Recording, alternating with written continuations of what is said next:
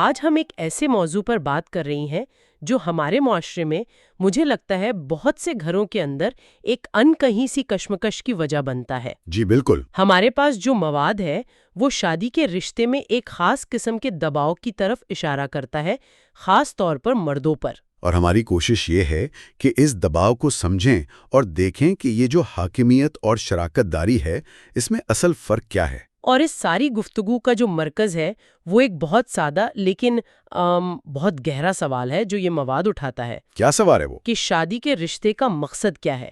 کیا یہ اپنے شریک حیات کو مزہ چکھانا ہے، یعنی اسے کنٹرول میں رکھنا، یا پھر اس کا مزاج سمجھنا اور اس کے ساتھ زندگی گزارنا ہے؟ اور یہیں سے مجھے لگتا ہے ساری بات شروع ہوتی ہے، کیونکہ ان دو سوچوں کے نتیجے میں جو گھر کا ماحول بنتا ہے نا، اس میں زمین آسمان کا فرق ہے۔ بہت بڑا فرق ہے۔ تو چلے اس کی تہ میں اترتے ہیں۔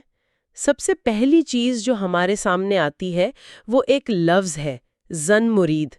ہم سب نے یہ لفظ سنا ہے، اکثر طنز کے طور پر استعمال ہوتا ہے۔ جی بہت عام ہے۔ لیکن یہ صرف ایک لفظ نہیں، یہ ایک خوف ہے۔ یہ خوف ہے کیا، اور اس میں اتنی طاقت کہاں سے آتی ہے کہ یہ مردوں کے رویے بدل دیتا ہے؟ دیکھیں، یہ خوف دراصل معاشرتی شناخت کا خوف ہے۔ اس کے پیچھے یہ ڈر چھپا ہے کہ مجھے کمزور نہ سمجھ لیا جائے۔ اچھا۔ ہمارے ہاں مردانگی کا ایک سانچہ بنا دیا گیا، آپ کہہ لیں ایک سانچہ جس میں نرمی، محبت کا اظہار یا بیوی کی رائے کو اہمیت دینا، یہ چیزیں فٹ نہیں ہوتی۔ تو جو بھی اس سانچے سے باہر نکلنے کی کوشش کرتا ہے اس پر فوراً یہ لیبل لگا دیا جاتا ہے۔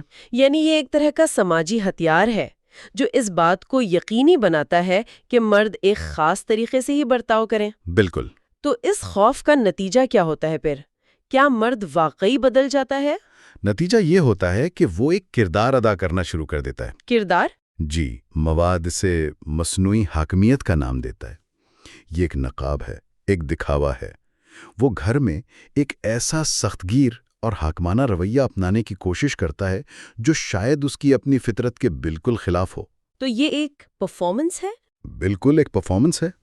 وہ معاشرے کے لکھے ہوئے سخت مرد کے کردار کو نبھا رہا ہوتا ہے، لیکن اس کردار کے پیچھے وہ صرف ایک انسان ہے جو کمزور سمجھے جانے سے ڈرتا ہے۔ اور جب کوئی انسان ہر وقت ایک کردار نبھا رہا ہو تو وہ اپنی اصلی شخصیت کو تو کہیں دبا دیتا ہوگا نا؟ بالکل بالکل، وہ دبا دیتا ہے۔ اس کا مطلب ہے کہ جو محبت یا نرمی اس کے اندر فطرتی طور پر موجود ہے وہ بھی اس نقاب کے پیچھے چھپ جاتی ہے۔ اور یہی تو سب سے بڑا المیہ ہے۔ وہ شخص جو فطرتاً شاید بہت محبت کرنے والا ہو، بہت خیال رکھنے والا ہو، وہ بھی لوگوں کے ڈر سے اپنے جذبات کا گلا گھونٹ دیتا ہے۔ کیونکہ اسے سکھایا گیا ہے کہ جذبات کا اظہار کمزوری کی نشانی ہے۔ جی بالکل یہی سکھایا گیا ہے۔ اچھا، تو ایک مرد نے خوف کی وجہ سے اپنے ارد گرد یہ مصنوعی حاکمیت کی دیوار کھڑی کر لی، لیکن دیوار صرف دوسروں کو باہر نہیں رکھتی، وہ انسان کو اندر بھی قید کر دیتی ہے۔ صحیح۔ اس قید کا گھر کے ماحول پر کیا اثر پڑتا ہے؟ مواد میں ایک بہت سخت جملہ استعمال ہوا ہے، مزہ چکھانے کی کوشش۔ یہ شادی سے زیادہ ایک جنگ کا میدان محسوس ہوتا ہے۔ یہ اسی ذہنیت کا اگلا قدم ہے۔ جب آپ رشتے کو ایک مقابلہ سمجھنے لگتے ہیں تو آپ کا مقصد جیتنا ہوتا ہے، ساتھ چلنا نہیں۔ مزہ چکھانے کی سوچ کے پیچھے یہی فلسفہ ہے کہ بیوی کو اس کی حدود یاد دلائی جائیں، اسے احساس دلایا جائے کہ حاکم کون ہے۔ اس میں غیر محسوس طریقے سے بیوی کو ایک درجہ کم سمجھا جاتا ہے، ایک ایسا فریق جسے ہر وقت کنٹرول کی ضرورت ہے۔ یعنی پورا فوکس کنٹرول حاصل کرنے پر ہے، رشتے کو بہتر بنانے پر نہیں۔ تو یہ تو ایک بہت ہی تلخ اور مایوس کن ماحول بنا دیتا ہوگا۔ حکم دیتا ہے، اور وہ یہ بھول جاتا ہے کہ اس کی بیوی بھی ایک مکمل انسان ہے جس کے اپنے جذبات ہیں، خواب ہیں، ضروریات ہیں۔ اور اس رویے کا سب سے خطرناک نتیجہ کیا ہوتا ہے؟ گھر میں پھیلنے والی ایک دائمی مایوسی، خوشی اور سکون کی جگہ ایک عجیب سی گھٹن اور بے چینی لے لیتی ہے، جہاں کوئی بھی کھول کر سانس نہیں لے پاتا۔ یہ تو ایک ایسی صورتحال ہے جس میں جیتنے والا بھی دراصل ہار رہا ہوتا ہے۔ بالکل۔ وہ اپنی حاکمیت تو قائم کر لیتا ہے لیکن اپنے ہی گھر کا سکون کھو دیتا ہے۔ اپنا سکون کھو دیتا ہے۔ اگر خوف اور کنٹرول کا یہ چکر اتنا تباہ کن ہے تو اس کا متبادل کیا ہے؟ مواد ہمیں ایک بہت خوبصورت سمت کی طرف لے جاتا ہے، اور اس کا تعلق قرآن کی ایک آیت سے ہے۔ وہ ایک لفظ استعمال کرتا ہے لباس. جی، وہ تمہارا لباس ہے اور تم ان کا لباس ہو. یہ بظاہر ایک سادہ سی تشبیہ ہے، لیکن اس میں پورے رشتے کا فلسفہ چھپا ہے. یہ واقعی بہت گہری بات ہے. لباس، یہ لفظ بہت عام ہے، لیکن یہاں اس کا مطلب بہت خاص محسوس ہوتا ہے. آئیے ذرا اس کی تہوں کو کھولتے ہیں. ضرور. لباس کا سب سے پہلا اور بنیادی کام کیا ہوتا ہے؟ سب سے پہلا کام ہے حفاظت، پروٹیکشن. حفاظت؟ لباس ہمیں موسم کی سختیوں سے، بیرونی ماحول سے بچاتا ہے. اسی طرح میاں بیوی کو ایک دوسرے کے لیے ایک ڈھال بننا ہوتا ہے. ایک ڈھال. وہ ایک دوسرے کو باہر کی دنیا کی تنقید، مشکلات اور منفی اثرات سے بچاتے ہیں. وہ ایک دوسرے کے لیے ایک محفوظ پناہ گاہ ہوتے ہیں. ایک محفوظ پناہ گاہ.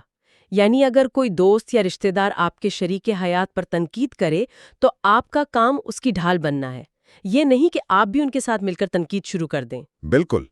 اور لباس کا دوسرا کام ہے عیب چھپانا، پردہ پوشی. پردہ پوشی؟ ایک دوسرے کی کمزوریوں اور خامیوں پر پردہ ڈالنا ہے، نہ کہ انہیں لوگوں کے سامنے اچھالنا یا ایک دوسرے کو تانے دینا. یہاں ایک سوال ذہن میں آتا ہے.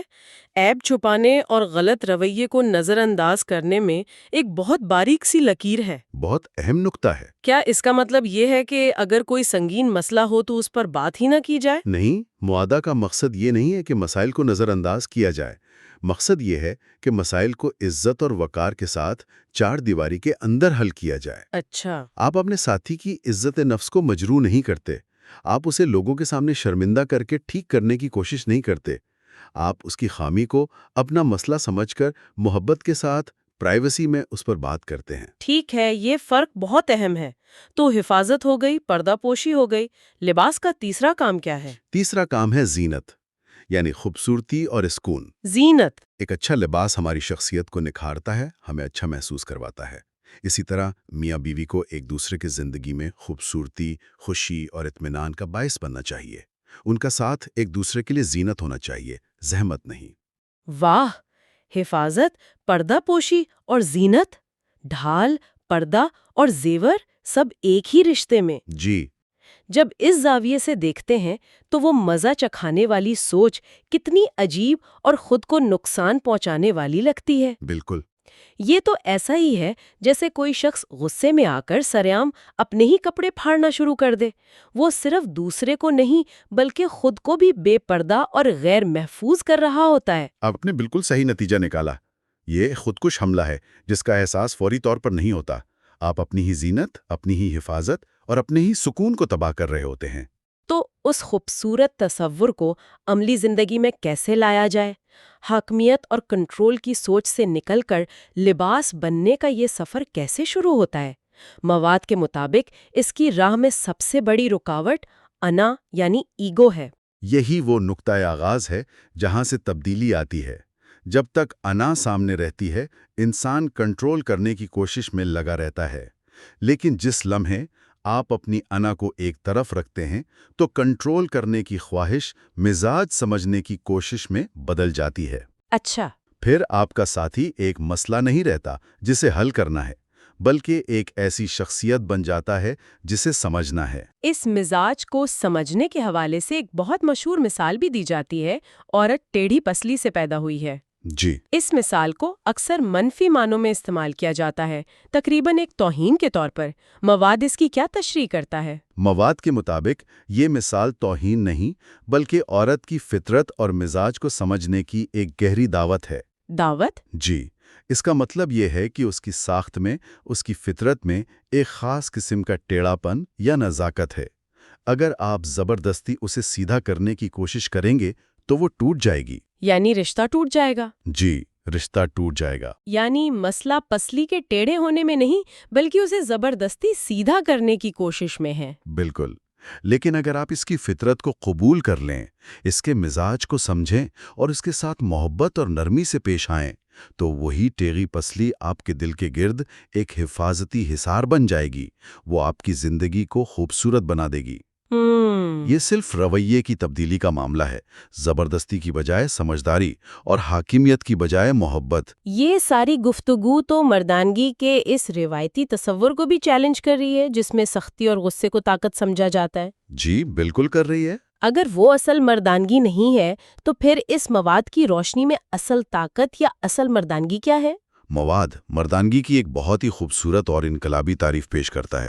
اصل مردانگی یہ نہیں کہ آپ کی بیوی آپ سے ڈر کر سہم کر رہے، یہ حاکمیت نہیں یہ آمریت ہے۔ یہ گھر میں محبت نہیں، خوف کی فضا پیدا کرنا ہے۔ تو پھر اصل مردانگی کیا ہے؟ اصل مردانگی یہ ہے کہ ایک عورت آپ کی موجودگی میں آپ کے سائے میں خود کو محفوظ اور خوش محسوس کرے۔ محفوظ اور خوش۔ اسے یقین ہو کہ یہ شخص میری ڈھال ہے، میرا محافظ ہے، میرا لباس ہے۔ اسے آپ سے ڈر نہ لگے، بلکہ آپ کے ساتھ ہونے پر فخر اور سکون ملے۔ یہ ہے اصل طاقت۔ لوگوں کو دکھانے کے لیے شیر بننا نہیں، بلکہ اپنے شریک حیات کے لیے ایک محفوظ پناہ گاہ بننا اصل مردانگی ہے۔ اس کا مطلب تو یہ ہوا کہ لوگ کیا کہیں گے یا یہ تو زن مرید ہے، جیسے تانوں کا خوف چھوڑ کر اپنی توانائی اپنے گھر کو ایک جنت بنانے پر لگانی چاہیے۔ یہی تو نکتہ ہے۔ اصل کامیابی باہر والوں سے سرٹیفکیٹ لینا نہیں، بلکہ اپنے گھر کے اندر سکون قائم کرنا ہے۔ یہی اس ساری بحث کا نچوڑ ہے۔ لوگوں کا کام تو باتیں بنانا ہے، آپ ان کی باتوں کی فکر میں اپنے رشتے کی خوبصورتی کیوں تباہ کریں؟ تو آج ہم نے اپنی گفتگو کا آغاز معاشرے کے بنائے ہوئے ایک خوفناک لفظ زن مرید سے کیا۔ جی، ہم نے دیکھا کہ یہ خوف کس طرح مردوں کو ایک مصنوعی حاکمیت کا کردار ادا کرنے پر مجبور کرتا ہے۔ پھر ہم نے اس کے تباہ کن نتائج کو سمجھا جو مزہ چکھانے کی ذہنیت کی صورت میں سامنے آتے ہیں۔ اور آخر میں ہم نے اس کا ایک خوبصورت متبادل دریافت کیا جو میاں بیوی کے رشتے کو لباس کے طور پر دیکھتا ہے۔ ایک ایسا رشتہ جو انا کی بجائے افہام و تفہیم پر اور کنٹرول کی بجائے حفاظت اور محبت پر قائم ہوتا ہے۔ بالکل۔ اور میں سننے والوں کے لیے ایک آخری سوچ چھوڑنا چاہوں گا۔ ضرور۔ مواد یہ کہتا ہے کہ میاں بیوی ایک دوسرے کا لباس ہیں۔ یہ ایک دو طرفہ رشتہ ہے۔ ذرا سوچئے اس رشتے کے تانے بانے کا کیا بنے گا جب اس کردار کی توقع صرف ایک فریق سے کی جائے اور دوسرا فریق صرف کنٹرول کرنے اور حاکمیت جمانے پر مرکوز رہے۔ صحیح۔ کیا پھٹا ہوا لباس صرف ایک کو بے پردہ کرتا ہے یا دونوں کو؟ اس رشتے کی کامیابی کا انحصار اس بات پر ہے کہ دونوں فریق ایک دوسرے کے لیے کیسا لباس ثابت ہوتے ہیں۔ یہ ایک مشترکہ ذمہ داری ہے۔